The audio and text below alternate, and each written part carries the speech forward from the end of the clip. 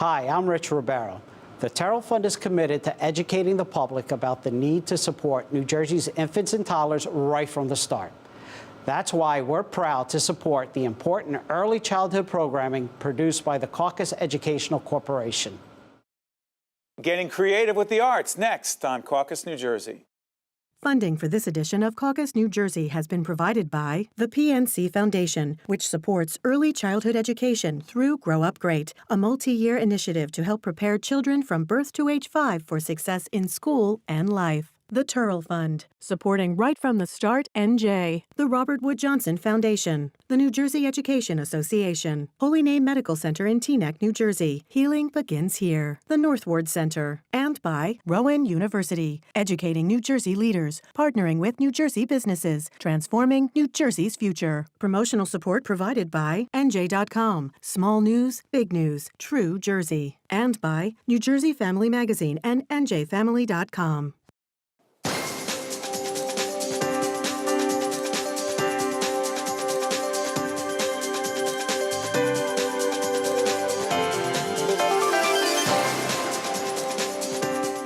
Welcome to CAUCUS. I'm Steve Adubato. You know there's absolutely no debate that the arts are absolutely critical to a child's development. Here in our studio to discuss the best ways to incorporate the arts into education, we are joined by Larry Tambori, who's been with us before, Executive Director of Newark School of the Arts, Lauren Meehan, Director of Newark Arts Education Roundtable, Amy Burns, music teacher, Far Hills Country Day, and finally Matt Ross, founder of One River School of Art and Design. Great, thank you all for joining us. You're all artists in your own way and committed to arts education. Let me ask you this, Larry. The biggest benefits of music and arts education would be ABC. What's ABC? Well, it develops creativity in children. Depending on the age, there are different kinds of benefits, but certainly very young children, socialization, bonding, all kinds of connections. In an urban environment, it's really important because it reduces stress. Huh? Really? Yes. Yeah. Jump back. By the way, I want to make it clear. Yeah. We just had a series of one-on-one conversations with the three of you. You've been with us before, and so we've talked about this separately. Give me the stress part.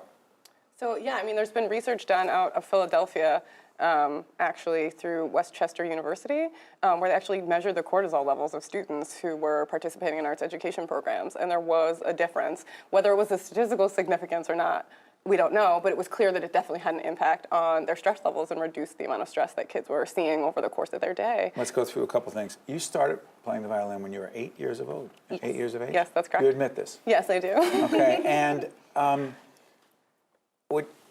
who told me about the music aptitude thing?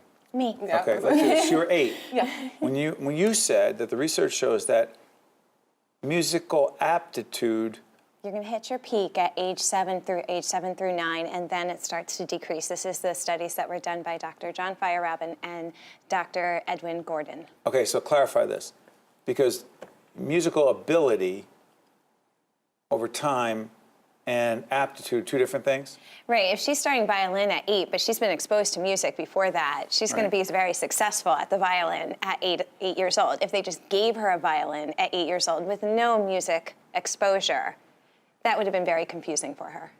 I would believe. Yeah. I mean, and that's part, at the Roundtable, that's part of our mission, really focuses on... Your organization. I'm going to give everyone a chance to describe the organization. Yes, Go ahead. sorry. At our organization, one of the things we focus on is not only quality, but sequential education, because we recognize just what you're talking about. To have one experience in the 3rd grade, have something else completely different in the 7th grade, that doesn't have the same kind of impact, really, on our young people that it does when, from their pre-K program all the way through high school, they're experiencing an art form and can develop skills in those art forms and develop mastery in those art forms. So that makes a difference as well, too. Now, let me ask you this. Your One River School offers art classes in suburban areas to expand the culture of arts outside the cities. Okay, but we talked one-on-one. It's a lot more than that. Describe it. It is. So we developed an approach to teaching through the lens of living artists. We think that most people can't name 3 living artists today. That's the whole thing about the living artists versus those. Well, like Van when Gogh, I was like, a kid, so I'm an old guy. When I was growing up, every important artist was a dead artist. I had to open my encyclopedia and read about them. And over the last 15 years, I've been involved with music education through the School of Rock, which is a chain of music schools that I built. And we taught through rock and roll and current artists. We made it relevant and current. I could go listen to that artist and play that music. And I could then go see them play live. So I'm looking at Monet. What's... Well, it's okay, but I'd like to teach you about a guy who was influenced by Monet, who's going to have an exhibition in Chelsea in a few months, and maybe a museum show, so you can develop some personal connection to this artist, and maybe see yourself in that artist. Because they're alive and they're working, and they're making a living at this. And that's important. If we don't have relevant examples of people who do this in our time and have success at it, it's hard to sort of say, I want to do this. To see more Caucus New Jersey with Steve Adubato programs, visit us online at steveadubato.org. If you would like to express an opinion, email us at info@caucusnj.org. Find us on Facebook at facebook.com/Steve Adubato PhD. And follow us on Twitter at Steve Adubato. I'm curious about something. There are a lot of, not just friends that we have, but you can hear folks all the time talking about the pressure to, my kid's going to whatever university they think is prestigious and going to go on and do whatever. Fine. But it's often not about music. My point is, it's often about success defined in other areas. And I'm thinking to myself, what we're talking about right now, arts and music education, is it consistent with that kind of conversation about this high pressure, I'm going to get my kid the best SAT prep, he or she is going to be going to the best school, and we're touring schools. That's all great. That's wonderful.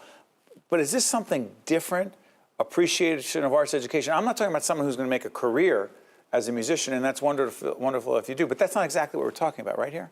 Yeah, well, I think there are a couple different things. I mean, I think just appreciating art for art's sake is important for all human beings, because art part of your life. It's the language of human beings. Yeah, so that's important. But there are also other benefits to art. As I said earlier, you know, it helps socialize people, discipline, working together. There are lots of various attributes that the arts bring beyond that. Although just loving art is enough, I think. So stay on that. Amy, the whole question is, someone says, well, my kid's not going to become a professional artist, so what's all this art stuff? You say? I say that when... Art, music, put them all together right now. Right, exactly. You're going to produce a very balanced child. This is a child who's going to be able to understand how the arts are effective in every culture that they go to, or most cultures. They're going to find music. It's universal.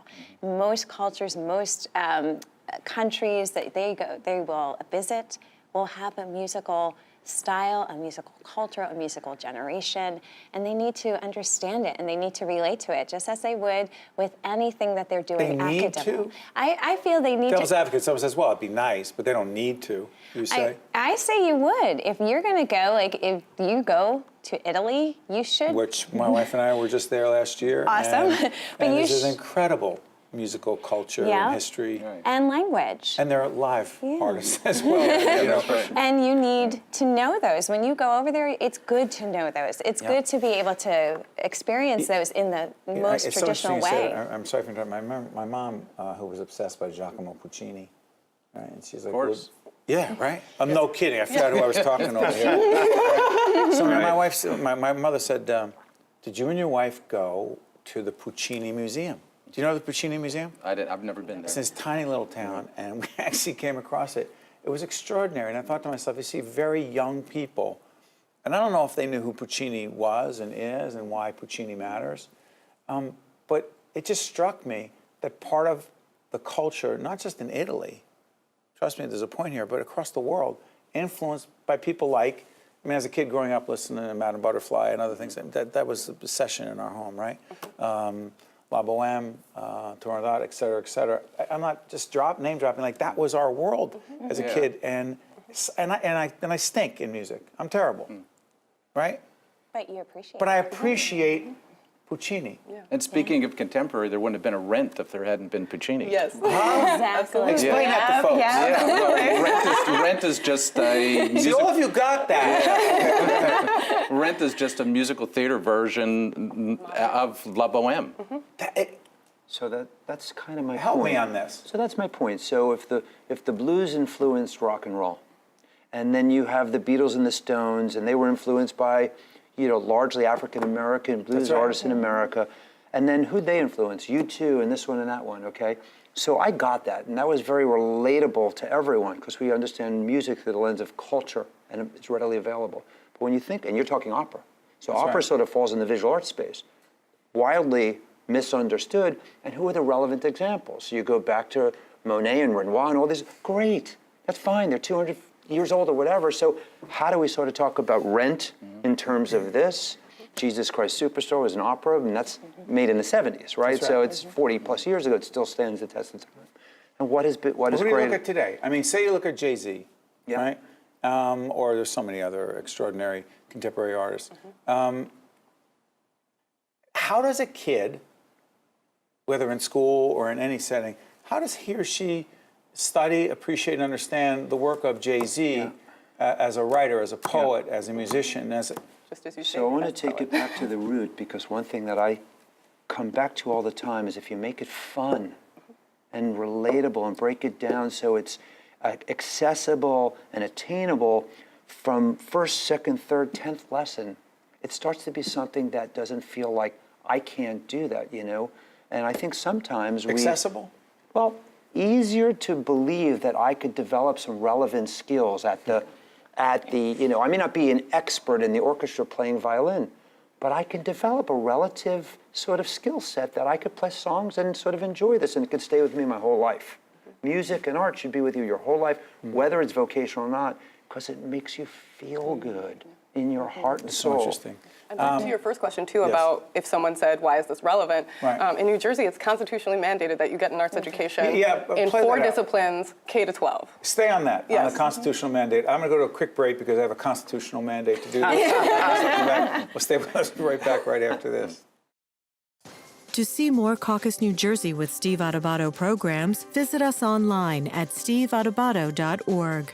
If you would like to express an opinion, email us at info@caucusnj.org. Find us on Facebook at facebook.com/Steve Adubato PhD. And follow us on Twitter at Steve Adubato. I will not talk about what I was just talking about during the commercial break. New Jersey has what? So you have a constitutional right to an arts education. So in New Jersey, it is mandated by the state's Department of Education that you are exposed to 4 arts disciplines every year from kindergarten through 12th grade. And right now, we have about 90% or more of our students who are accessing at least one, but only 6% of students throughout the state are accessing all 4 disciplines. Because? Because of some of the things I talked to you about earlier, the competition in terms of teacher evaluation systems, testing, PARC, and resource allocation. When the demands are really high around math instruction and reading instruction, and schools have limited resources, specifically schools in rural districts or in urban districts where they maybe don't have the same tax base. And does your organization try to fill those gaps? Yeah, so part of what we do is we don't run programs ourselves, but we bring the arts institutions, the schools, the funding all together. So we may be helping you find talent, it may be helping you find resources, it may be providing some sort of capacity building to help your organization do the work better, but really bringing everybody together so that our kids get more access, better access to arts education. Why do kids, you're in Far Hills? Yes. Far Hills, Newark, arts, music education, big difference? If so, what? Or is it all the same? No, I wouldn't say it's all the same because the needs are so different. As Lauren is talking, there's a different need there. There's a funding need. It's really just working with the children and their needs, and they need to be a balanced education. Music is a core subject. As Lauren said, it is in every school. It is the constitutional right of a child in New Jersey to be educated. So regardless if they're in public, if they're in private, if they're in urban, if they're in rural, if they're in suburban, they are supposed to be educated. No, the law is the same. Yeah. But the question is accessibility. I think it's different. So if you're looking children 0 to 3, so there are 310,000 children that fall into that category, and 3 out of 10 of them are in poverty, in some level of poverty. So I don't think everything is equal. I think it is very unequal, actually. In terms of accessibility? Accessibility to the arts, for sure, yeah. I would argue that those students, in fact, could be better served with that arts instruction than some of their peers in more advantaged communities. Why? Because we know that, we talked about it earlier, social emotional development, which is really important, especially by communities that are impacted by by trauma. So you're talking about violence, unstable households, poverty, right? Those all have an impact on your early education and how successful you're going to be in a classroom.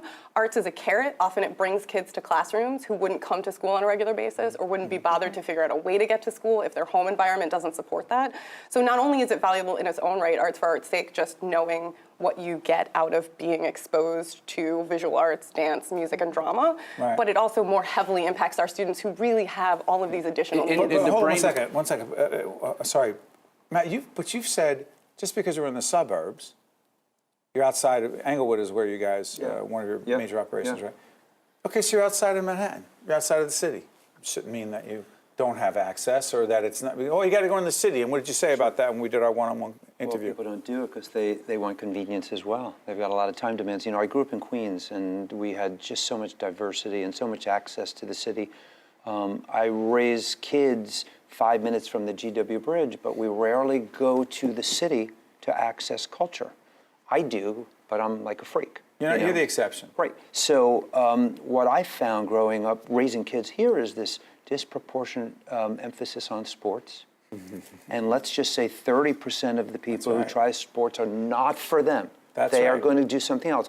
There's another 30, 40% that go to sports because there's a feel-good team social engagement. I hear you. But they might shift and do more music or dance or theater or art. And they got a group of people that connect with them, socialize. If there was more investment in real, cool, fun places. So you started to talk about early education. I know you wanted to talk about it.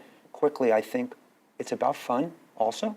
And when you just watch kids play, they draw, they tap to a beat, it's in our soul. At some point in time, it stops. But I can make an argument that we need it throughout our life, maybe even the most in elderly and aging folks like boomers like me, because our brain stops growing. Because? Well, there's this whole science around neuroplasticity and stuff, but I study this very deeply, and I really believe that we will have better brain health if we do creative things. I'm writing a book about this right now, and I care about it. And we care about getting adults to make art and get involved with their creative self. But particularly if you start when you're young enough, then it really can develop the rest of your life, because at 0 to 3 again, your brain develops faster than at any other point in your life. So there are 700 to 1,000 connections that happen in a second at that age, and that changes as you get older. Let me ask you this. To what degree does technology, or has technology influenced the ability to teach and engage around arts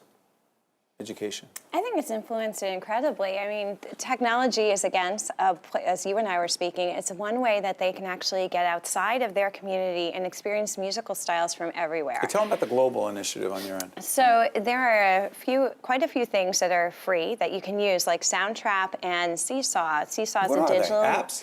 Yeah, Soundtrap is a music creation app that's absolutely free, and Seesaw is absolutely free. It's a digital creative learning app, and what the students do is they can put their work on it. I was telling you, my second graders did their whole orchestration together, that's playing on xylophones together, and I put it on Seesaw and all the parents got it. But I also can connect to other classrooms in the state, in the world. And that's something that you couldn't traditionally do before technology. I'm always a supporter of technology when it's a tool that can actually do something that you couldn't previously do traditionally. Let me try something here. I apologize to folks who are saying, hey, why does Steve bring up things in his own world? Our daughter Olivia, as we do this program, is 8. She loves dance. She loves music. And she'll often say, I want to be an actress. But I'm sitting there going, what? Like, what? I mean, you can get her into theater, and she also plays soccer and 6 other things, like so many other kids who are fortunate enough to be able to do these things. But I think to myself, do my wife and I have a responsibility to get her in community theater? Do we have a responsibility to get her dance lessons, music? I mean, you sit there and you go, wait a minute, that's going to put a ton of pressure on this kid where she has no free time. The point I'm trying to make is there some sort of balance here of exposure versus inundation? And this isn't about our daughter. It's about a lot of other people who think about this. And by the way, we're not talking about parents in urban areas that don't even have these options, so I don't want to bring this up as a problem. But you want to do it in a healthy way. You have the responsibility. I think if you're a parent. To do what? To facilitate the sort of access to something that's going to connect with them. So in there's a spark. whatever way it is. Yeah. Something that connects Something with that connects Yeah. them in the best possible version that you can access So for them. I would give the example of the community orchestra I was a part of. My parents were not professionals. You know, my mom's a preschool teacher. My dad drove a cab for most of my life. Well, how'd you do the violin at 8? So I had a great public school system. That's right, you're in West Orange. Yes, that We're in offered me Montclair, that. and here's thumbs up to But Montclair they Public also Schools. made sure that I had opportunities to be in other spaces with other artists. So I wasn't at Juilliard. I wasn't in, you know, these crazy sort of summer programs that cost thousands and thousands of dollars. But I could drive to this community orchestra in Cranford every Thursday and play and How perform. cool is that? It was fantastic. It was great. Yeah, and I mean, the other thing that I would connect to what you're talking about earlier about sort of this lifetime is I can always pick it up. I have it. I've played at people's weddings. I've gone to class, my mom's classroom, and I've talked about violin to students. I also don't think it's an accident that, you know, the college I got into, which happens to be Princeton University, go Tigers. Well, I was at another Ivy League school. No, the point No, is, Rutgers. yes. I'm just sharing. Yes, that's also. Did we get thrown that's out? my graduate alma mater. They're great Okay, too. stop bragging, The will point you? of my story. The point of my story is every single person that I am friends with from college Yes. is also an artist. Stop it. None of them do are artistry these people? professionally. I'm just saying that one is actually a rocket scientist for SpaceX. Another is An underachiever. Another is a lab scientist. I got it. Another works for a nonprofit. And so, hold Another on, works sorry in for interrupting, corporate. but you're trying to say, and you said this in our one-on-one in-depth interview, you said, you know what? Some of the skills we learn in music and arts turn you into a leader, into a team player, having an entrepreneurial spirit, being a problem solver, right? Really? Yes. Yes. You think that's true? No, definitely true. Yeah. Yeah. Confidence? Big time. I Yes. mean, inevitably, if I can do something and problem solve and figure it out, that just small experience that I've had on my own reinforces my ability to, as a can-do, I can do, and then it sort of expands from there. I mean, every little thing you do builds upon your development. Before I let you out of here, you've seen so many students come through your operation at the Newark School of the Arts. How do you think it changes their life and what's ahead for them? It definitely changes their lives. And if the students stay in our program, because we are sequential in all 4 art disciplines, and if they stay all the way to 12th grade, we have 100% of them going to college. That is impressive. Yeah. And stop bragging about the Princeton No, I'm just thing. saying. No, I'm just saying that Including 100%. Including Princeton. Yes. Listen. Including Princeton. But I just, All right. it's Listen, not I an gotta go. accident. Why don't you get your own show? I'll come on your show. But right now, I have to say goodbye. This is my art. This is all I have. Okay? You have lots of art. Yeah, We all thank do. you. I told you I played the guitar. I'm terrible. See you next time, folks. To see more Caucus New Jersey with Steve Adubato programs, visit us online at steveadubato.org. If you would like to express an opinion, email us at info@caucusnj.org. Find us on Facebook at facebook.com/Steve Adubato PhD. And follow us on Twitter at Steve Adubato. The preceding program has been a production of the Caucus Educational Corporation, celebrating over 25 years of broadcast excellence. Funding for this edition of Caucus New Jersey has been provided by the PNC Foundation, the Turrell Fund, supporting Right from the Start NJ, the Robert Wood Johnson Foundation, the New Jersey Education Association, Holy Name Medical Center in Teaneck, New Jersey, the North Ward Center, and by Rowan University. Transportation provided by Airbrook Limousine, serving the metropolitan New York, New Jersey area. Caucus New Jersey has been produced in partnership with TriStar Studios. Education begins at birth. The brain develops most rapidly from birth to age 3, when critical skills are developed. Parents are the first and best teachers for their children, but for those like me who work, finding quality, affordable childcare can be challenging. But children have the greatest opportunities for success when they learn and have positive interactions with their caregivers. Because learning doesn't start in the classroom, it starts in the cradle.